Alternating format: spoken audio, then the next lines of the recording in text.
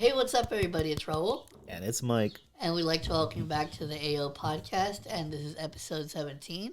And now, before we get into anything real quick, make sure you follow us on Instagram, on Twitter. The links for all those are down in the description. And make sure you listen to us on Spotify or Apple Podcasts, or if you're watching this on YouTube, make sure you subscribe.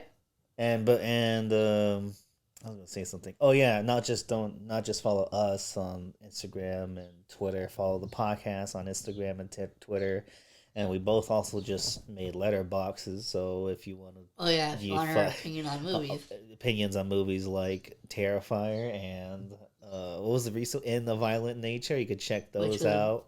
Which we did not like, but garbage. You know it's fine.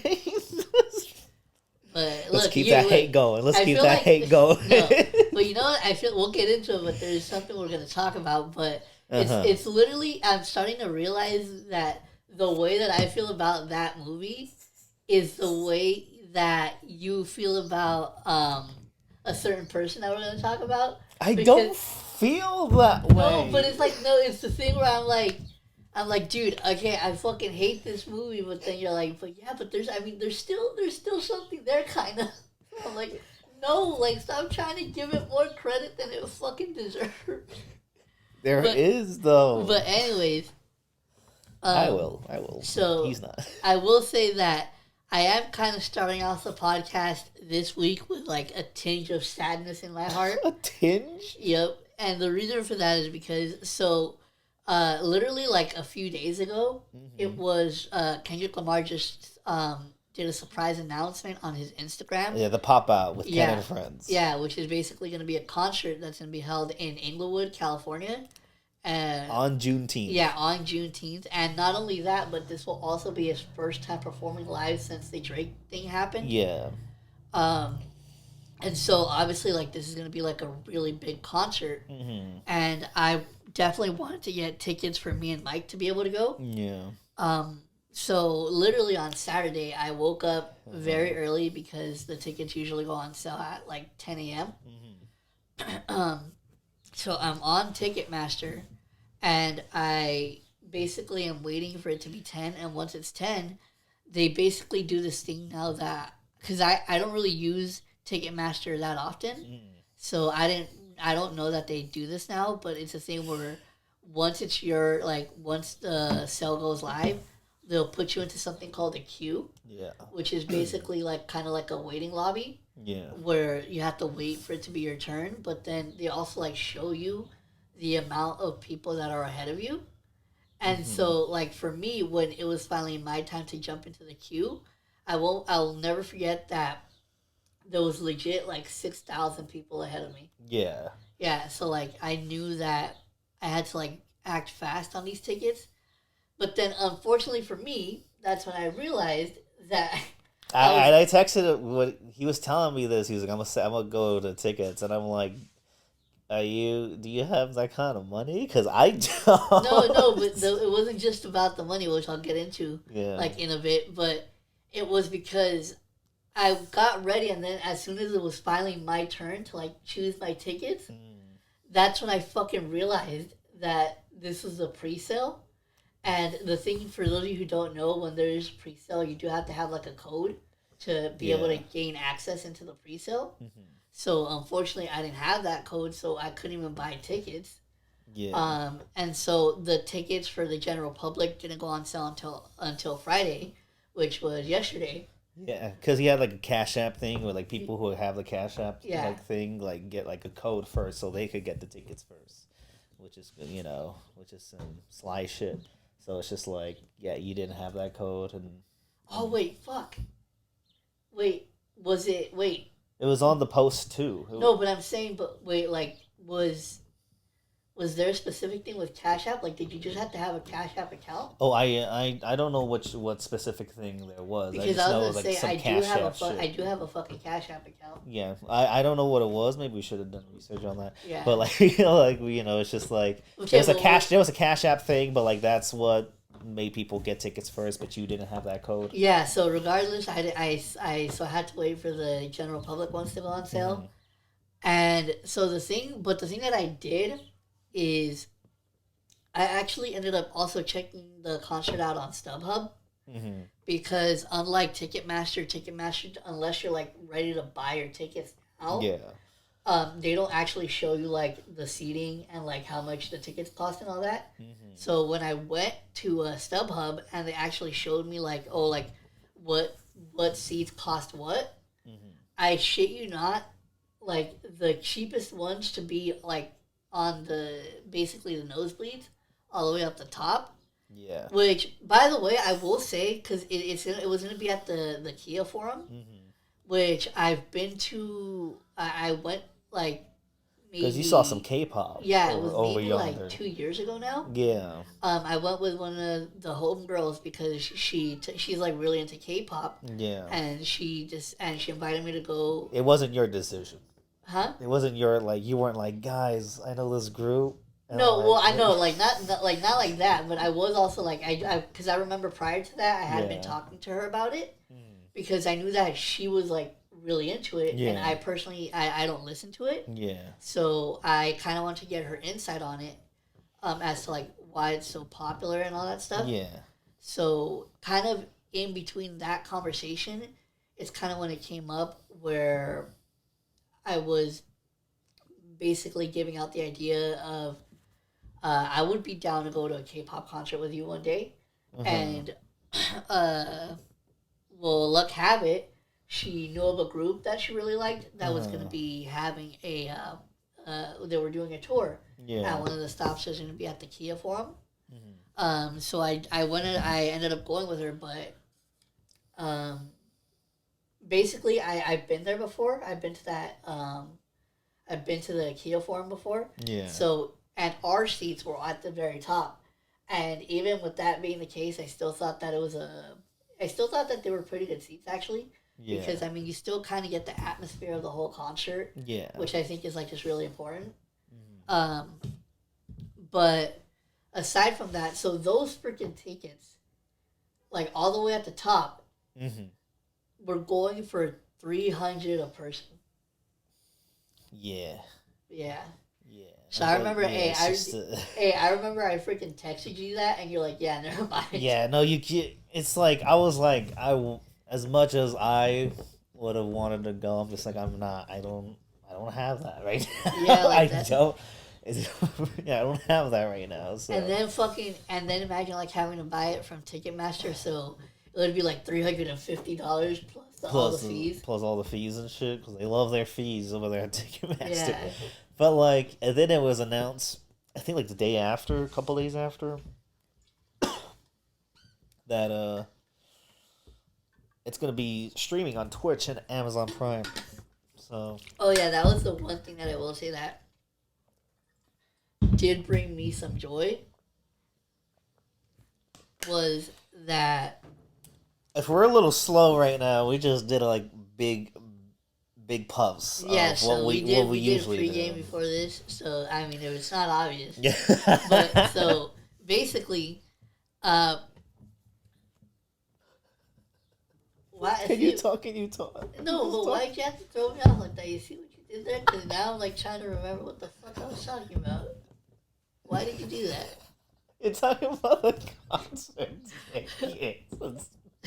Oh yeah. Oh, okay.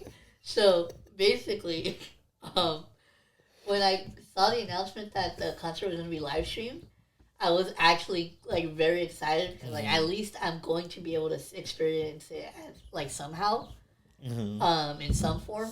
But the thing too also that when I like now come to think about it, I'm not really that surprised that they're going to live stream it because I don't know if you remember, but Amazon Prime. Also did the Big Steppers tour? They live streamed one of the concerts for the Big Steppers tour. Which, you know, like, I went to see that tour. Yeah, I know. I went to see that tour in September 2022 around my birthday. We went to Vegas. We saw at the T-Mobile arena, which, by the way, we got like the higher seats because they were the cheapest. Oh yeah, I've been to the T-Mobile arena too, but I went to go watch like a wrestling thing. Yeah, so like like the steps, you feel like you have to be like a fucking mountain goat. Yeah. Where like it's steep as fuck. Well, like you feel like one loose step, you're just gonna fall onto like, Kendrick's body. I was about to say dick, but like, but like falling Kendrick's body. And okay, let's keep it going, man. We gotta push through this. We can't get sidetracked now. Like, so yeah, I did see Kendrick live. So like I can't imagine what he's gonna do for this live, like this special occasion live. You know, so. Dude, that's gonna be exciting to see. I saw whether live or on streaming. That's gonna be really, especially. It's gonna have like a lot Twitter blowing up. You're gonna watch it, right? Probably not. Yeah. At the moment, no. Probably not. Depends what time it starts and if I have work. But like, if I have the time, I'll definitely try to watch it live. Because the thing is, I actually think it starts. Because the surprising part for me is, I think that it starts earlier, because usually like when they make events of that kind, they usually start around either like 8, 7-ish, somewhere around that time. Yeah. But this is actually only, from what I remember, I think it's going to start 4 p.m. 4 yeah. p.m. Like, oh my god. Like in the middle of the day. Oh my god, it's like when he dropped Euphoria like fucking like 10 a.m. and a Tuesday, and then like 16 in LA, 6:16 in LA, he dropped like 6 a.m. Like, it's just like, why does he?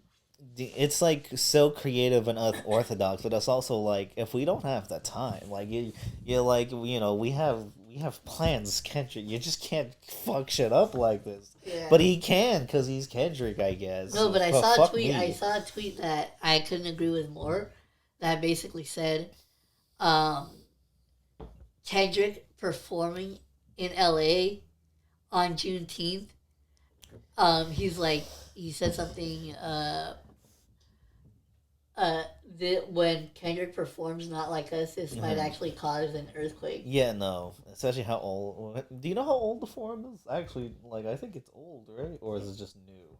A newer thing? Like, I have no idea how old the Forum is. So hopefully. Know, like, that's one of those random facts that I don't know the answer to. Like, did you seriously expect me to know the answer? I don't know, baby. Like, that's like one of those things that you.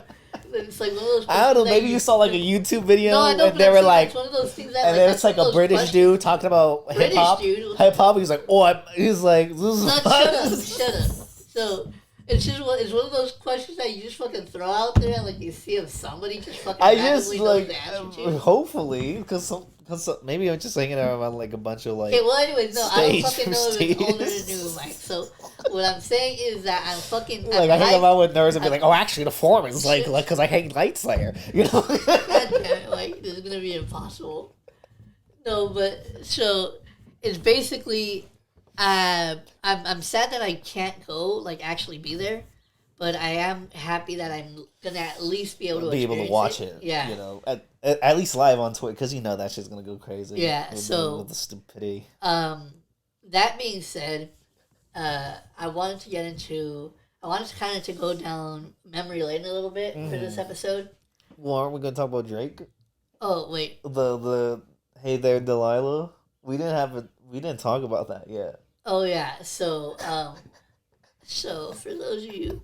Wait, and you know what? Now that you brought that up too, I'm also gonna bring up that fucking J. Cole feature, dude, because I have to. Oh, Grippy! Yes, because I fucking have to, dude. You know, I told you how I felt about that. Oh my god. So let's start with Drake. Yeah, let's talk about Drake. So Drake, for those of you who don't know, a song came out the other day. By he's from Toronto, I believe. Yeah, some Toronto artist. I don't know. Yeah, from what I believe, he is actually like a parody rapper. Yeah. So he put out a song called Wong. Wait, what is it? Wong. I'm not gonna try to pronounce. It's something Delilah. It's basically like a cover of the song "Hey There, Delilah." Yeah. And at first, when I first heard this, I legit thought that this was AI, because I was like, yeah, that Drake voice. Yeah, but also too, I was like, there's no fucking way, that he did this. Yeah.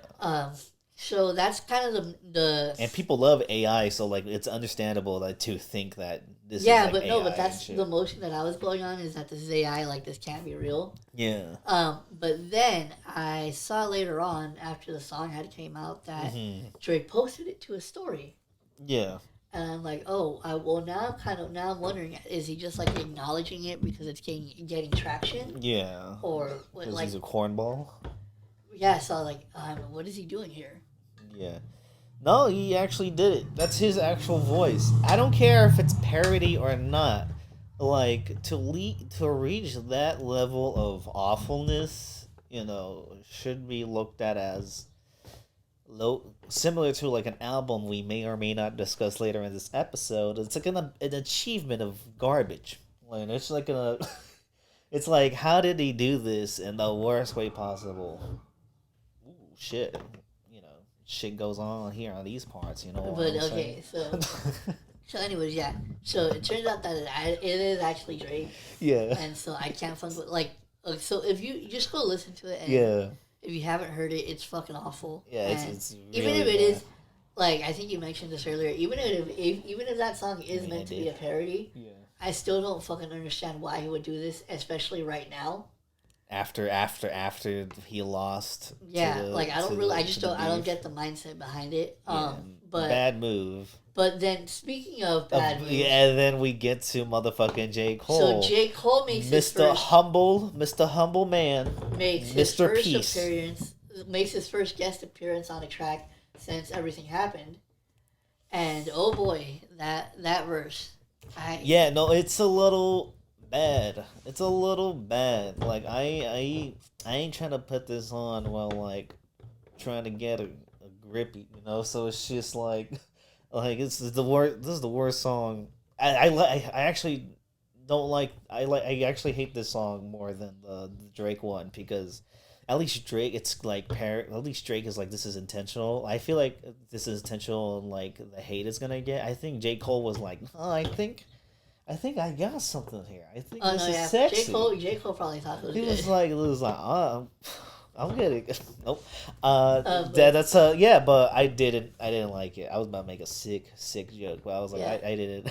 You saw me stumble. Yeah, you gotta fucking cut yourself off, cut yourself off more often, dude. To be honest, that's not even to be mean. You fucking know it's true because sometimes you just take shit to weird places. I'm like. But anyways, so yeah. So it's just like I did not like it. I actually legit hate it. I legit. So so basically to wrap that up, it's just their both of their moves post the Kendrick situation. It's just really fucking hilarious just because of how bad it is. Yeah. But moving on. So I kind of wanted to go down memory lane a little bit for this episode. So there is a story, and I remember too. Funny enough. Back when I actually used to have my weed YouTube channel, I actually did a story time about this, and I posted it. But at the time, I wasn't really. What was that? It was like maybe 3 years ago now. But I honestly didn't really like how it came out, just because I felt like I forgot a lot of stuff. And granted, I don't remember like the whole event, but I just remember certain parts. And so I wanted to talk about probably one of the most memorable school field trips I ever been on. Yeah. And that was our 8th grade graduation field trip. We went to Knott's Berry Farm. Yeah, we went to Knott's Berry Farm. And this was before the era where motherfuckers were just fighting in that. Yeah, no, but so basically... where it was like a nice place to go. It was the way... So to give a little backstory... So this was the field trip for the 8th grade graduates of our middle school. But the thing is, I don't remember, because I remember there had to be some sort of caveat to going on the field trip, because if you recall, from our friend group that we hung out with at the time, basically none of them were on the field trip. Yeah, no. So I don't know. Nobody wanted to go. No, but I don't know, because I'm pretty sure there had to be a caveat, like I think if you didn't have like either the best grades or that too. Yeah, so it had to be something like that to where if you didn't meet a requirement, you couldn't go. Yeah. Because I remember from like the friend group that we had at the time, we were like the only ones that basically went. Yeah. And Low-key kind of crazy. Yeah. So what made this day very interesting is the kids that we hung out with back then. Because like I said, we had our friend group at the time.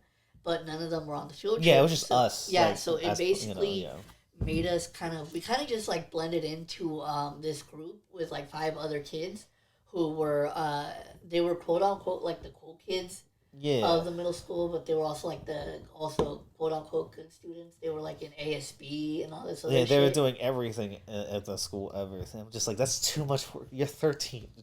Chill. Yeah. Like I'm playing Gears of War 3. Yeah, pretty much. That's what we were what we were doing. But so we kind of blended into a group with them, because the thing is, like, even though we didn't hang out with them, they knew us. Yeah. And they still liked us. Yeah. So we were still able to hang out with them, and so we the way that I remember the day starting off is that we kind of split into groups for a little bit. Yeah. And I'll never forget, this was the funniest shit that I've ever seen, because this was the first time that I experienced someone being so kind of delightfully naive. And so it was me and a kid named Armando, and we had split into groups of 2, and we had gone into this candy shop that they had there, and I'll never forget, because the reason why I remember the candy shop is because I remember seeing a giant barrel of taffy candy. Yeah, I was like, I don't think I've ever had taffy before. So I remember that part, but then at that same candy shop, because I'm pretty sure we weren't the only school that was there that day for the field trip. It was the other ones. Yeah, and so, because I remember a girl walks up to us who's around our age, and she starts talking to Armando. Oh. And, yeah, and I'm subtly noticing that she's flirting with him. Yes. But the thing is, Armando has no fucking idea, and so she's trying to hit on him, and he's just so unaware. And there was the only thing that I remember specifically is she was I think she was oh yeah, let me give you my number or something like that, and Armando said something along the lines of, oh no thank you. And he just and then he just fucking walked away, and I was I remember I was walking next to him, I was Armando. And he was like, what? And I'm dude, she was trying to hit on you. And he was like, oh, really? And no, but the thing is, I like you're the observant. Yeah, because you're the audience. No, but the thing is the thing that makes it funny is he was genuinely unaware of what was going on. That's really funny. That's funny. And so that was just a really wholesome moment that I remember. Yeah. And I'm glad you're doing. I was telling you before, and I was like, I literally don't remember much about this field trip, so it is nice hearing these events again. I'm just yeah, oh wow, it's been yeah, because I'm curious too, as we go along. I want to see if it unlocks any more memories for you. Yeah, because I know Mondo it was a really cool dude. Yeah. So anyways, so that part happened. That's funny. Right? That's funny. Yeah. So that part happened, and then I just remember. But we'll get to that. Yeah, but the reason why I wanted to start off with that, like I said, it was a very nice, wholesome moment. Yeah. Because the other moments were us being just fucking delinquents. Yeah. Because, okay, so for those of you who don't know, the Knott's Berry Farm that we have out here, or the closest one that we have by us,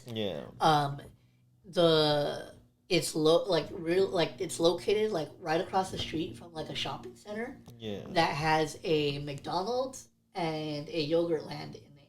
Yeah. And I'll never forget, at some point when we all kind of came back together as a group, they all decided that we were going to fucking go to McDonald's. Yeah. And we weren't, mind you, we weren't supposed to leave the park. They told us specifically not to leave the park. Yeah. And so we were like, fuck it, let's just go. Let's just leave the park. Yeah. But the thing that makes it even a better story for me is the people that we were with.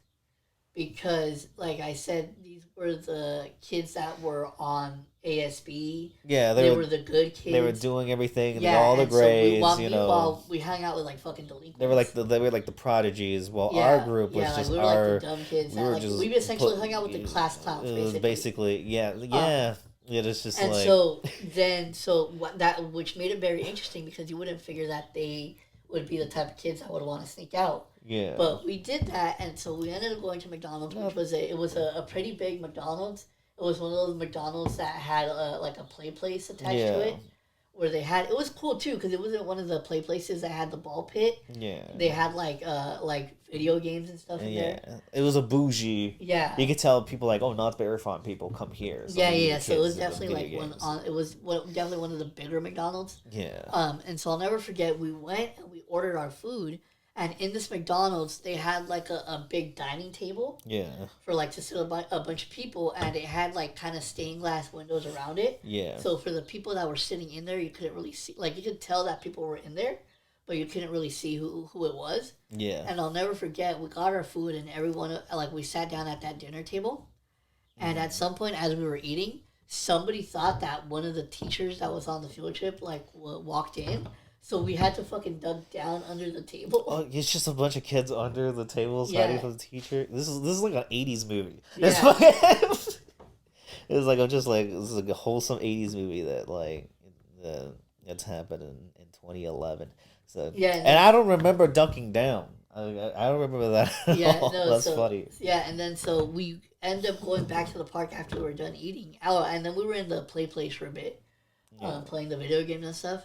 But then, while we were at the play place, one of the other homies that was with us at the time, that goes by the name of Kevin, he actually...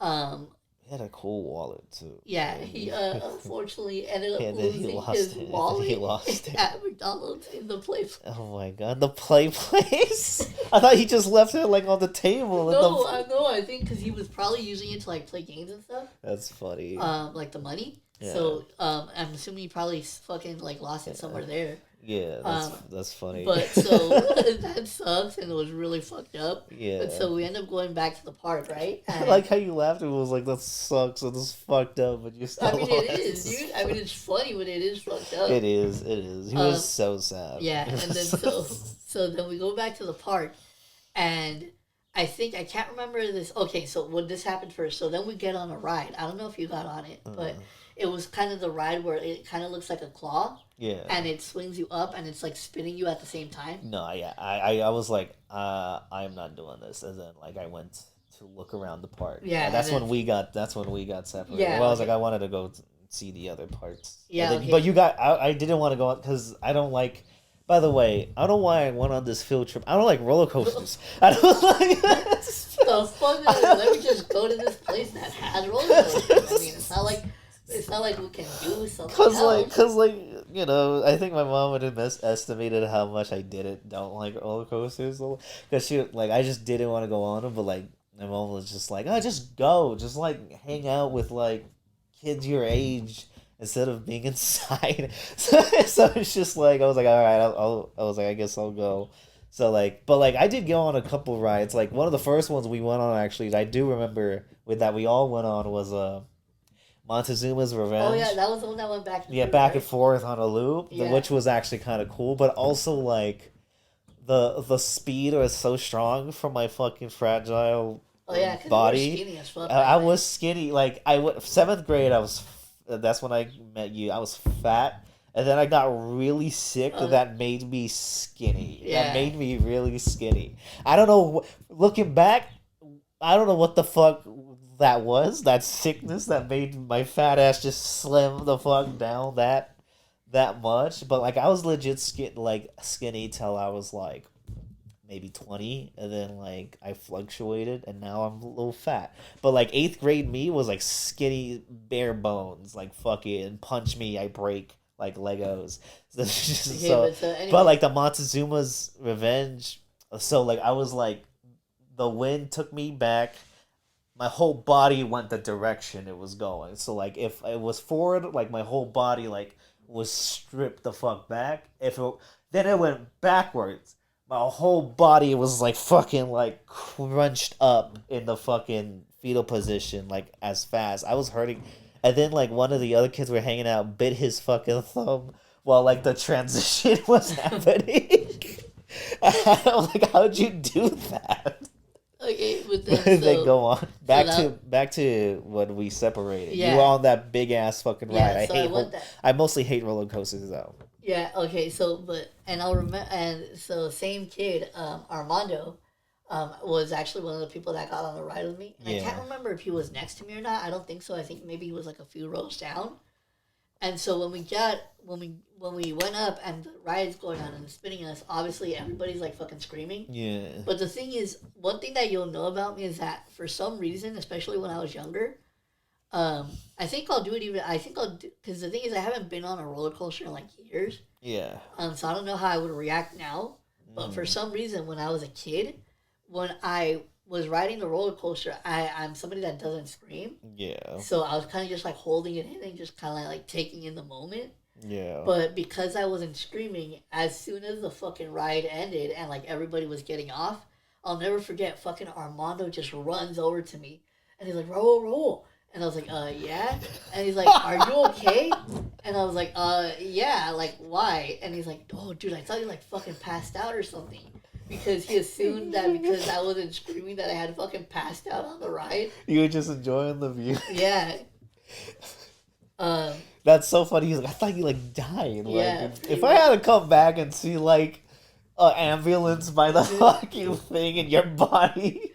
And then there's like a fast forward of you like 20 years later, like kids. That's why I don't like roller coasters. See, that's what the homie passed out over the roller coaster. That's why my roller coasters are my ops now. You know what I'm saying? Okay, but anyway, so that was stupid. Sorry. Yeah, so then not only flash forward a little while after we ride that ride. Yeah. Not only did we decide to sneak out once.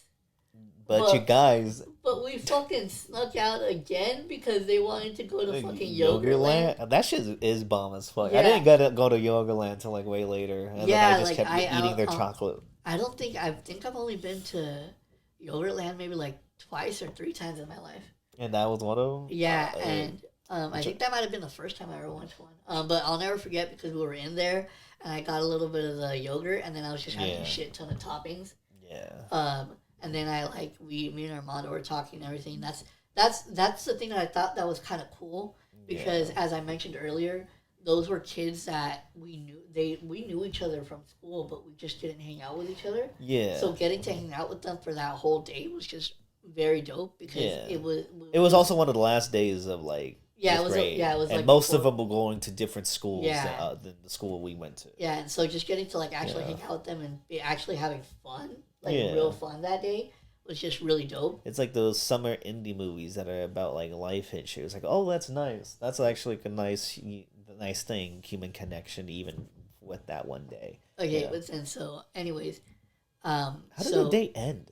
So we snuck out that last time, and then before we left the park, we rode one more ride. And the reason why I remember this specifically is because something almost happened. That would have been fucking hilarious, but also fucked up if it did. Because it would have ruined the rest of the time for me that I was there. Because, so the last ride that we decided to get on is a roller coaster by the name of Ghost Rider. Yes, very notorious. For those of you who don't know, it's a big-ass wooden roller coaster.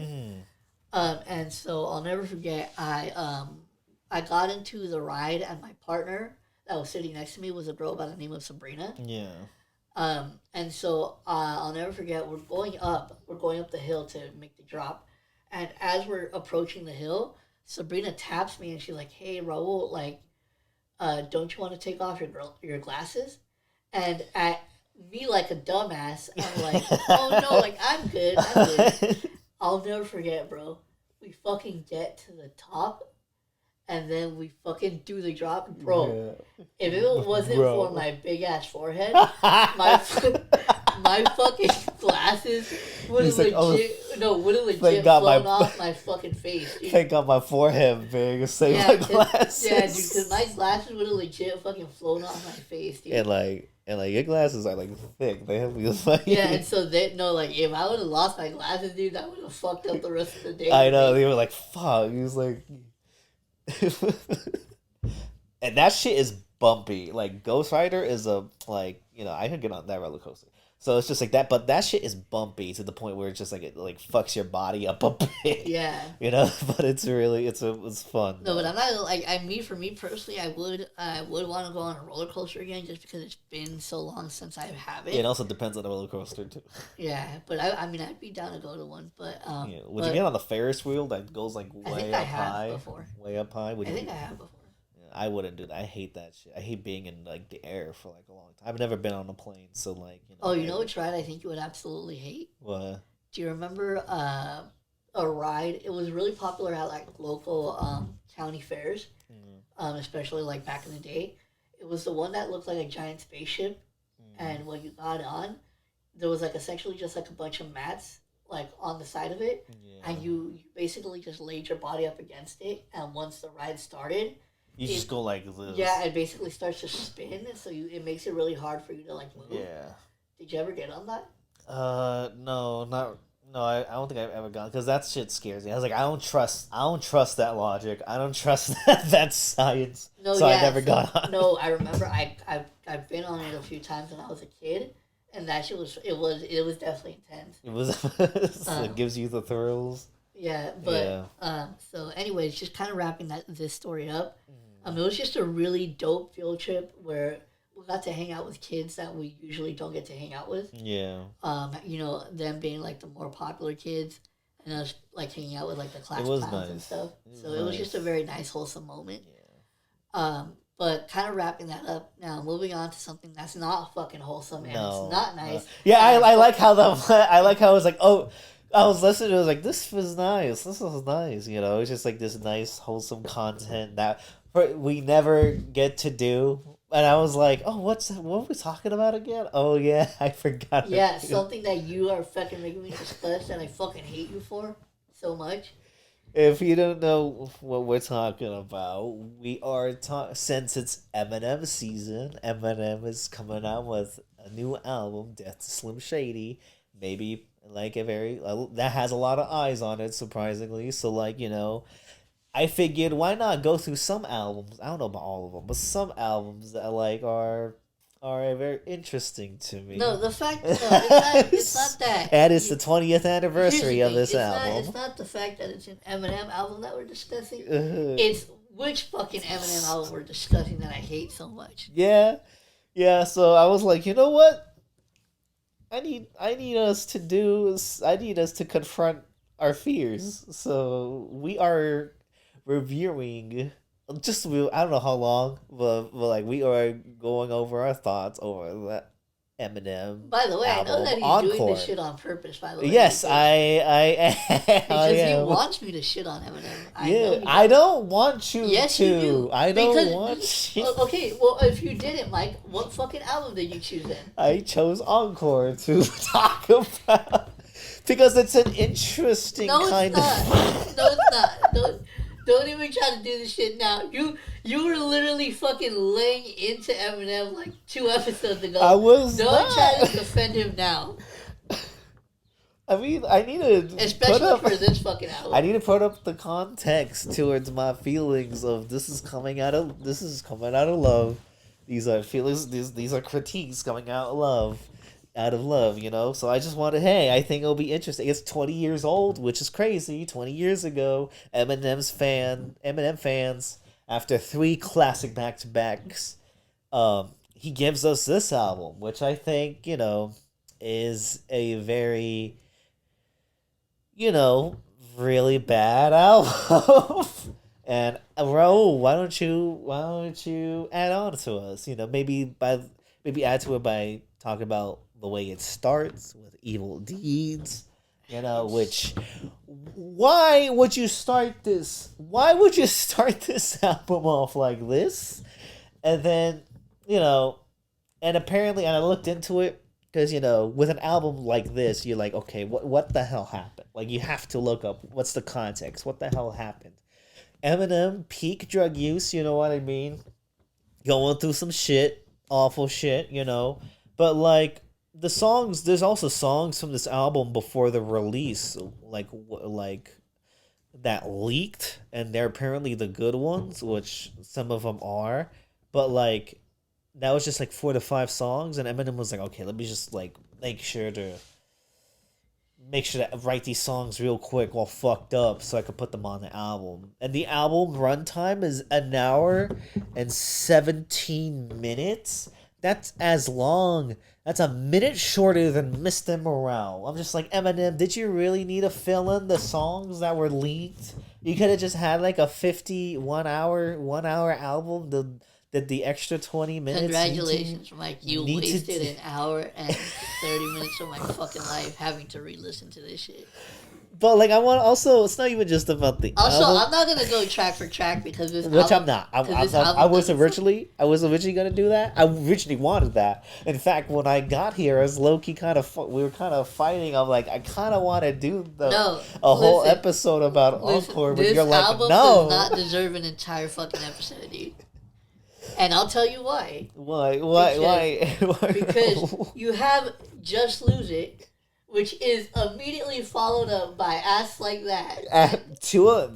Probably one of his worst singles. Here's the thing. Including the revival singles. Those are probably 2 of his worst singles ever. But here's the thing that I want to say. I think more specific... Well, I'm not even going to lie. For both of these tracks, I will say, if I'm going to be honest...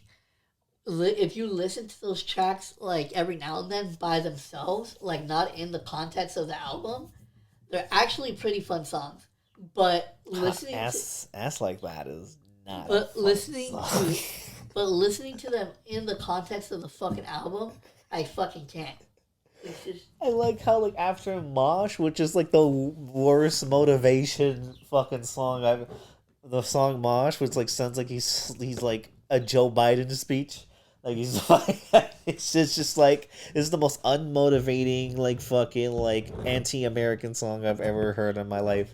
So it's, and to follow that up with Puke, which is like, I don't know how the verses are worse than the sound effects of him puking, you know. So it's just like, it's like such a fascinating. It's like, why is the sequence of events like right here? Why Mosh after Puke?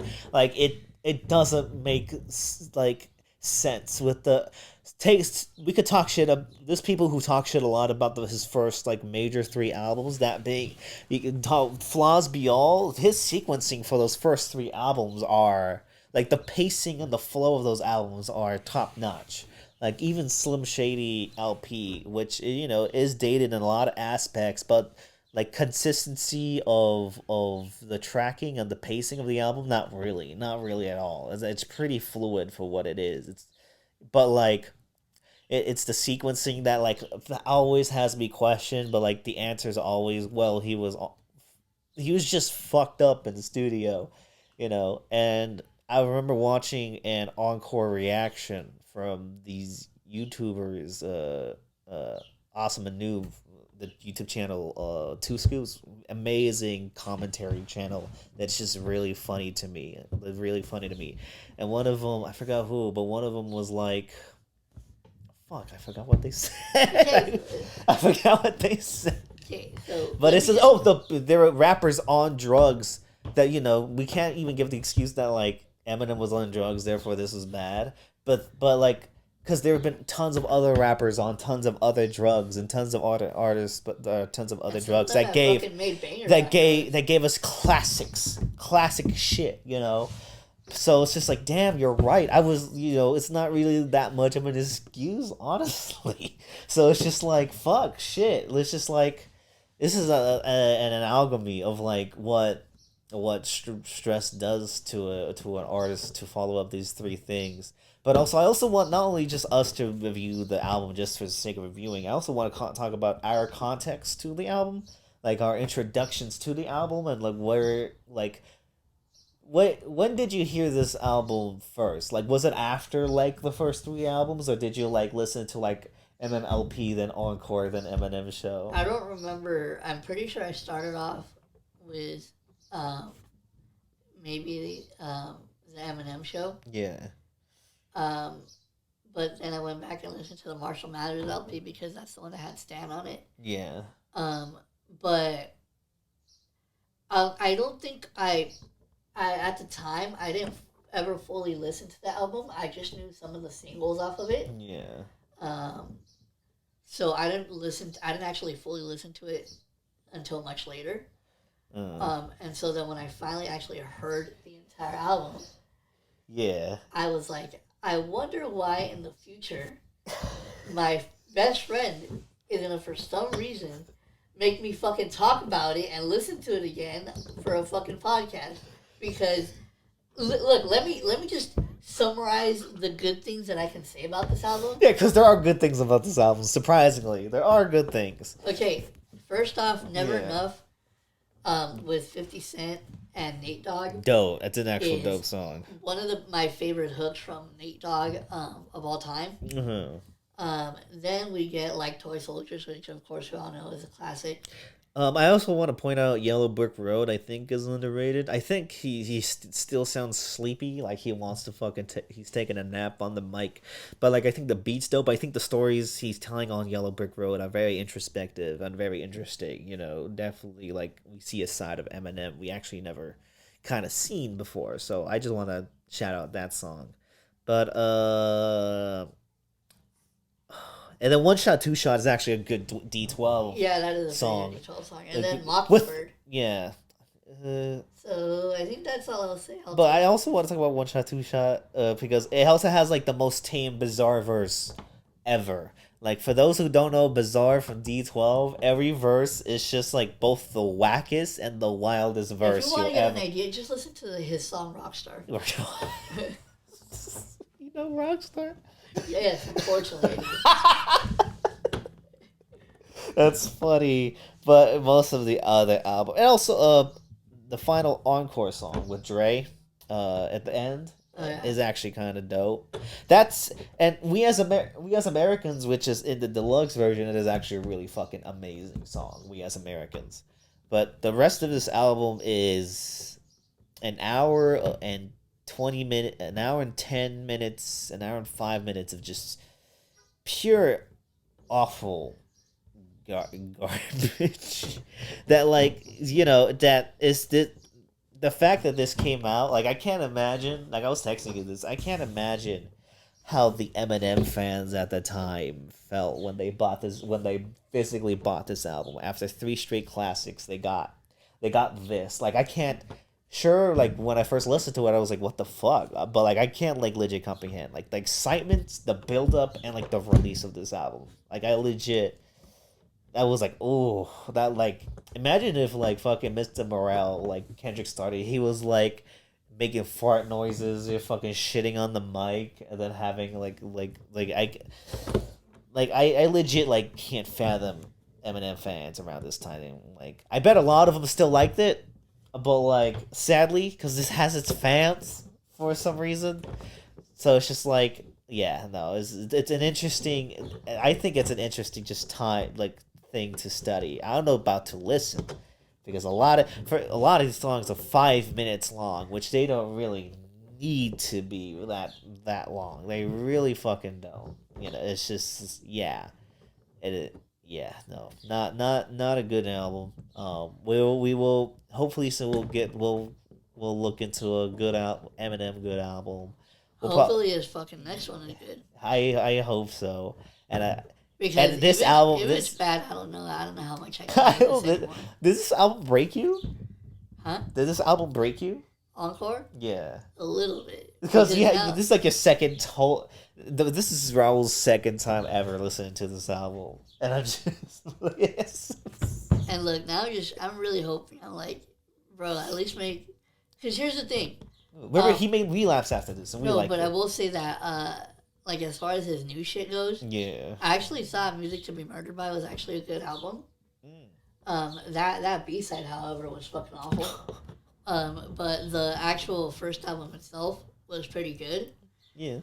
So I just really hope he doesn't fuck this next one up. Yeah, I know. And I am. Do you think it's an unpopular opinion for people not to like Music to Be Murdered By, or to like Music to Be Murdered By? Like, do you think you're in the minority of like people liking that song? Because I actually don't know. Because a lot of people like it, but a lot of people hate it. I think it's one of those things where it's like, I think it's kind of neutral. I don't think I don't see it getting. I guess the thing is, I don't really see it getting hate. So yeah, true. Yeah. I'm like the opposite spectrum. I really don't like that album. But like I do think it's better than Encore. Like I do think it's better than Encore. I think there's a lot of Eminem's later albums like Relapse and the Marshall Mathers LP 2, and even Kamikaze to an extent are better than Encore. It's just like the given circumstances of what Eminem was going through gave us like a mess of an album that like at the time was gonna be Eminem's final album. It's just like that's crazy to think about. So it's just I can't. This was like Jay-Z Black Album when Jay-Z was like, I'm about to retire. Here's even though that didn't happen. This was like basically his Black Album. So it's just like, and it came out a year after the Black Album. So it's just like, wow. He's like the blueprint was low key like kind of even right there.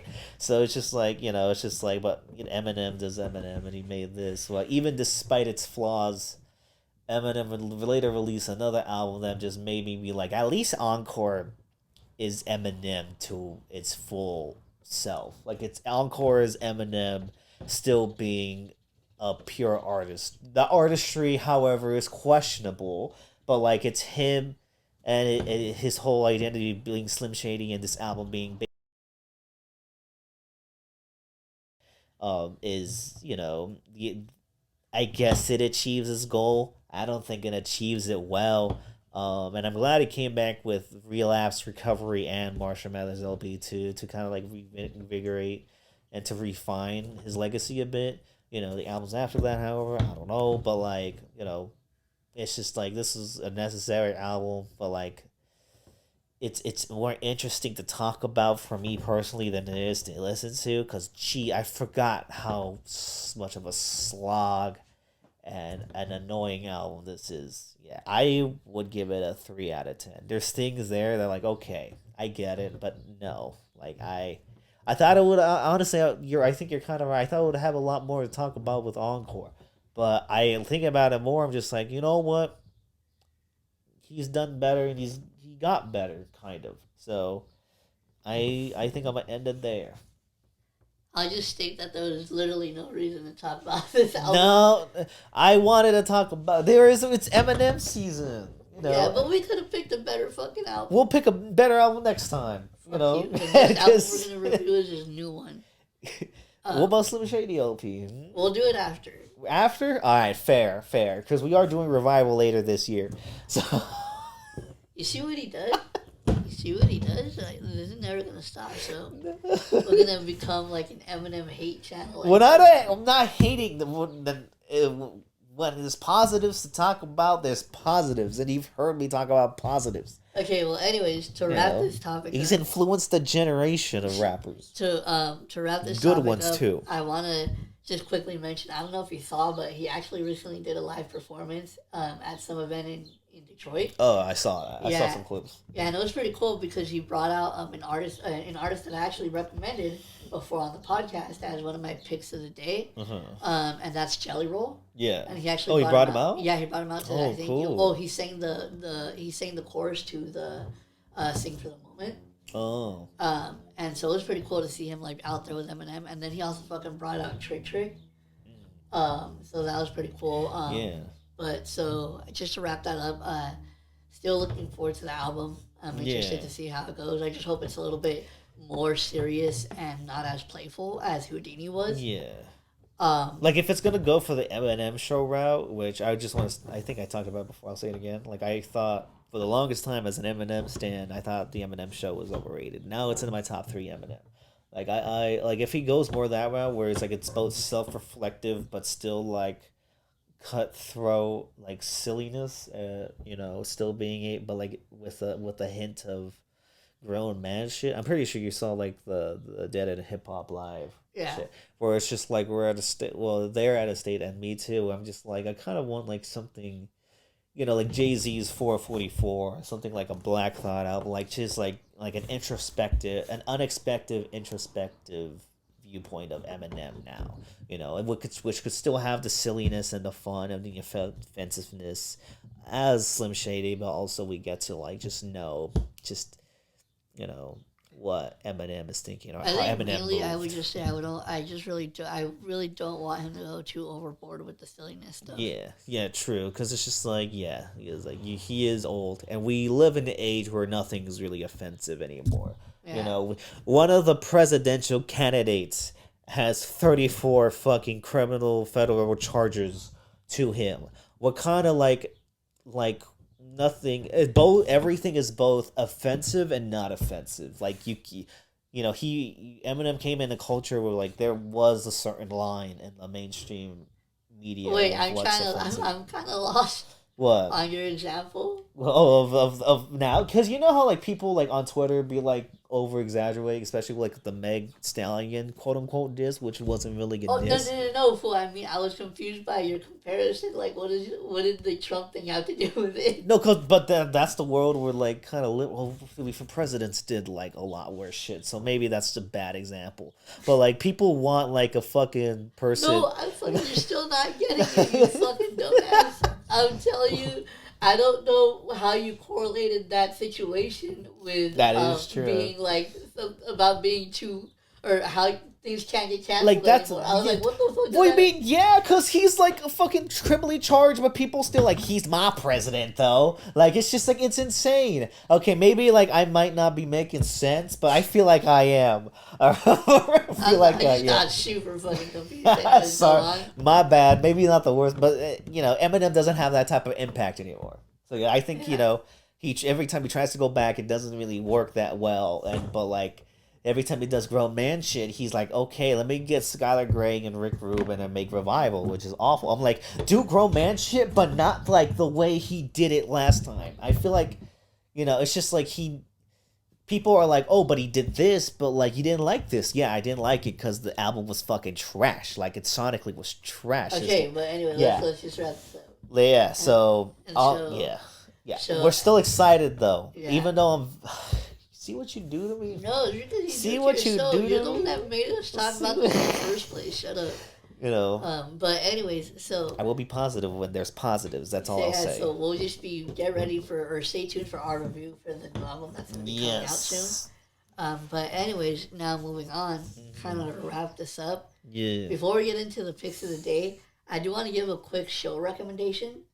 That's actually okay. So the reason why I wanted to talk about this show is because it's a show that I know it's really popular, and because I've literally been seeing it everywhere on social media, but I just never got around to actually watching it. But the other day I actually sat down and decided to watch the first episode, and now I'm like in the midway of season 2, and I can honestly say that I absolutely love this show now, and that is Ted Lasso on I heard it's really funny. Yeah, on Apple TV. I would highly recommend it if you have Apple TV because I do think it's a really good show. And it's also a really nice, wholesome show. Yeah. But, so, now to get into our picks of the day, do you want to go first? I guess I'll recommend a movie. If you guys haven't seen the Furiosa, the Mad Max spinoff prequel of the character Furiosa, I highly recommend it because that shit is a blast of action drama. Like, it's an epic... grimy, dirty, bloody, violent time, and like if you haven't seen the theaters, I would recommend that. Like I know theater shit is like so overpriced and shit, you know, like Raul saw a piece of shit for $15, you know, that's like a hard time right now to be like a movie goer. Mr. StubHub because but like even if I wasn't a StubHub member, I think Furiosa would have like gives you all like the money, like it's worth. It's all on the screen. It's like a really fun time. Like so, I recommend that. And my pick of the day will be. Let's see. You know what? I've been listening to a lot of '80s goth. You know, so it's just like a fucking like the Latina in me. So I'm gonna recommend. Did you see Latina? The Latina in me, you know, like she's just like listening to a bunch of fucking goth shit right now. So it's just like I'm gonna recommend 2 albums by The Cure. Pornography from 1982, which is dark and moody, and like each song has like an atmosphere of like just like dread, but also pop to an extent. you know, and it's like an amazing atmospheric dark goth masterpiece that got its flowers later in its life. And then the album that basically put the Cure on the map, the Head on the Door, which is such like an amazing, diverse, pop, more accessible album. Like if you're not really into goth and all like that album is like a good introduction because it's both poppy, but it's a little moody, and it has tons of classics that haven't aged a bit. Like there's songs on there that like, oh, that sounds like it came out in like the 2000s or the 2010s, not the 80s. Like so, yeah, two albums from The Cure, iconic band, Pornography, and The Head on the Door. So All right. those are my recommendations. All right. So my recommendation, I'm gonna keep it West Coast, Yeah. and I'm gonna recommend the newest single by Roddy Ricch, which is "Survivor's Remorse" off his up and coming album, which I believe is called Navy. Now, the reason why I wanted to recommend this is because Roddy Ricch is an artist that is kind of interesting to me for the fact that obviously he became popular with the song "The Box," which was basically played everywhere. Yeah. And it really was. Yeah, and it came off of his debut album, which is I believe it's Please excuse me for being antisocial. Yeah, which I'll say right now, I absolutely fucking love that album. And I also kind of recommend that album too if you haven't listened to it, because I do think that it's a kind of a classic West Coast album. Yeah, it's 5 years old. Yeah, that's crazy actually. And the way that and also not to get sidetracked, but I just want to point out that War Baby, which is the final track on the album, is definitely on my list for favorite tracks to end off an album. Yeah, because I absolutely love that song. So if you haven't checked out, please excuse me for being antisocial.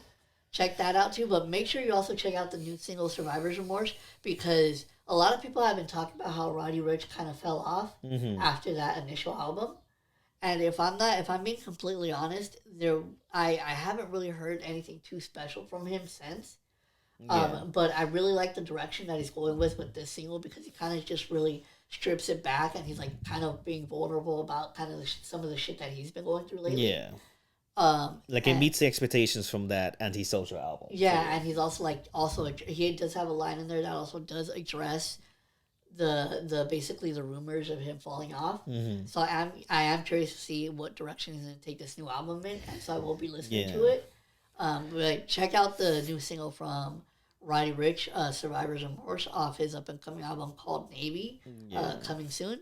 But that's gonna be my pick of the day, and that's a whole ass episode. Yeah, that's it for this episode. So we hope you guys enjoyed. Make sure you subscribe. Episode 17.